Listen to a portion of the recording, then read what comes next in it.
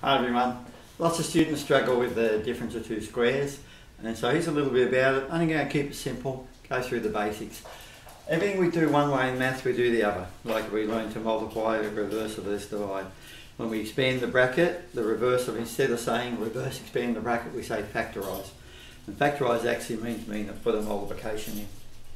Let's have a look what's going on here. If I expand that set of brackets, there's a multiplication there. And the method is, depending on what you learn, there's so many ways of explaining it. Some people use FOIL, which is first, outside, inside, last. I tend to use eyebrows, or I always use eyebrows. That one by that one is x squared. That one by that one is minus 3 with the x. That one with that one is 3 with the x, and it's an addition. And the positive 3 by the negative 3 is the minus 9. So it's interesting that the x squared comes from the two x's, and the minus 9 comes from 3 times 3. And they're obviously the same number, but one of them is negative and one of them is positive. Would it matter if I wrote it the other way around? No, I'd just change the whole question around on that one if I did it that way. I'll just leave it as that. So that would be minus 3x, there's the plus 3x. Now, the minus 3x and the plus 3x cancel each other out. It is easy to think of 3x minus the 3x, and they literally become nothing. So all we're left with, what we multiplied at first becomes the x squared, and what we multiplied last becomes the 9, which of course we can think about as 3 squared. So that is the square of 3, that's the square of x, and we end up with a subtraction in between. So this thing here is called the difference of 2, because there's 2 of them, and they're both squares.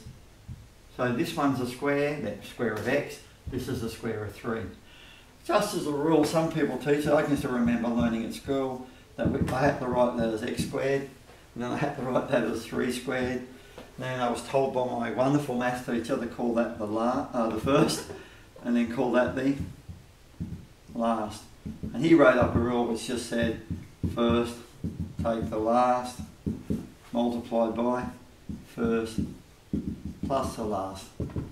And not a deep and meaningful understanding, but very handy, especially if someone struggles with it, as some people do. So you just write the x, not the x squared, the first is the x itself, minus the 3 bracket, and then the x again plus the 3. So there's what you've got. The first one was a squared, we've got a subtract in between, we've got another squared, we can just write that down. So if I call that number 1, I could just go anything. I could go x squared minus 100, and I could say that's an x squared minus 10 squared. I could write down the first, take the last, first plus the last, or I can just go that's x minus 10, and that's x plus 10. Do another one. Could make it a bit trickier. We could go something like, let's go y squared and change the letters to see if it throws people off. So if we look at the 1, that's the square of 1. 1 times 1 is 1. Of course it's got a minus there. So it's just about the idea of what was squared, not that it has a negative, but it's got to be a subtract. If that was an add, you can't use this method.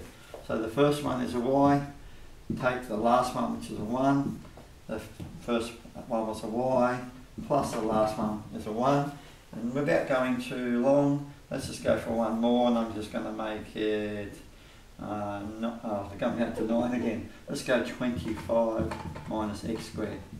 So that's a 5 squared, so it's a 5, take the x, and the last one is 5 plus x. Now if I make another video, I'll talk a little bit more about the understanding, but at the moment there's enough just to get the idea of what's going on. Thanks.